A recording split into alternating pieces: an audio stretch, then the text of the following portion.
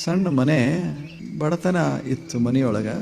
ಆ ಮನೆ ಮಾಲೀಕ ಒಬ್ಬ ಸಂತ ಭೇಟಿಯಾದ. ಸಂತರು ಕೇಳಿದ್ರು ಎಲ್ಲ ಚೆನ್ನಾಗದ ಏನು ಅಂತ. ಇವ ಶುರು ಮಾಡ್ದ, ಏನ್ ಚೆನ್ನಾಗಿರಿ, ನಾನಂತೂ ಬಡವ, ಈಗ ನನಗೆ 70 ಆಗ್ಯಾವ, ಎಷ್ಟು ವರ್ಷ ಬದುಕಿದ್ರೆ ನಿರರ್ಥಕ ಜೀವನ ಅಂದ. ಅವರು ಯೋಗಿಗಳಿದ್ರು, ಒಂದು ಗಡಿಗೆ ಕೊಟ್ರು. ಇದೇನು ಮಾಡ್ತದ ಅಂದ್ರೆ ಏನು ಮಾಡೋದಿಲ್ಲ, ಹಿಂಗ ಕೈ ಹಾಕಿದರೆ ಒಂದು ನಾಣ್ಯ, ಬಂಗಾರದ ನಾಣ್ಯ ಬರ್ತದ.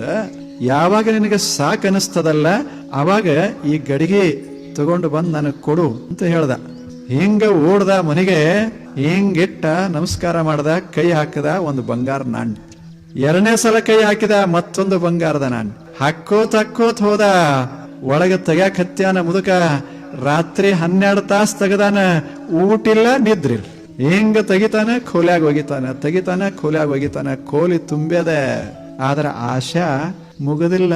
ತೆಗದ ರಾತ್ರಿ ತುಂಬಾ ತೆಗದ. ಮತ್ತೆ 2ನೇ ರಾತ್ರಿ, 2 ದಿವಸ ನಿದ್ದಿರ್ಲಿಲ್ಲ, ಊಟಿಲ್ಲ, ನೀರಿಲ್ಲ, ಬರೇ ರೊಕ್ಕದ, ಸುತ್ತಮುತ್ತ ಸಂಪತ್ತ ತುಂಬ್ಯದ.